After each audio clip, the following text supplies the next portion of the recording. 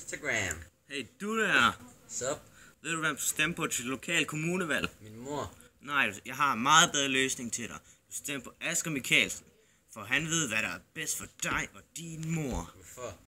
Jeg skal fortælle dig hvorfor. Jeg er nemlig Asger Johan Mikkelsen. Og jeg er borgmesterkandidat her i Haderslev Kommune. Jeg stiller op for Fiskepartiet. Jeg har 3 mærkesager, som jeg vil gå ind for. Fokus på skolerne. Fokus på økonomi. Og så vil jeg sikre, at vores unge og vi bor i en kommune, som har en god kultur. Det har vi brug for. Jeg vil sætte fokus på skolerne. Sådan er der så skolerne ud i dag.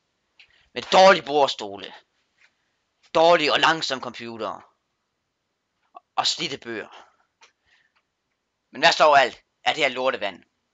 Er det vi kan tilbyde vores børn at drikke? Nej, siger jeg. Smid Lars Løkke ud af det borgmesterkontor. Lad mig blive borgmester.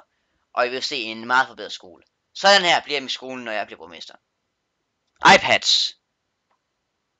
Smartboards. Computere. Og ordentlige bordstole. Og vigtigst, rent og godt vand. Vi skal til at fokusere på økonomien i vores kommune. Vi skal ikke spare i vores kommune. Det er en dårlig idé. Nej, vi skal investere. Vi skal investere i vores virksomheder. Hvis vi investerer i vores virksomheder, aktier og andre ting, hvad sker så? Så ansætter virksomheden flere ansatte.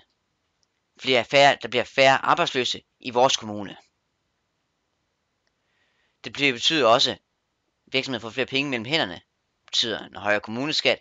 Dermed får vi mere råd til vores skoler og vores velfærd. Vi skal også have kultur i vores kommune. Vi skal have events. Noget stil med Hans Johansfesten, som de har i Haderslev Kommune. Men det skal være bedre endnu. Der skal være mere action. Og vi skal have ordentlig med middelaldermad. Vi skal have middelalderdrikke, mjød, øl. Vi skal have det sjovt. Vi skal have følelse om det var middelalder i vores by.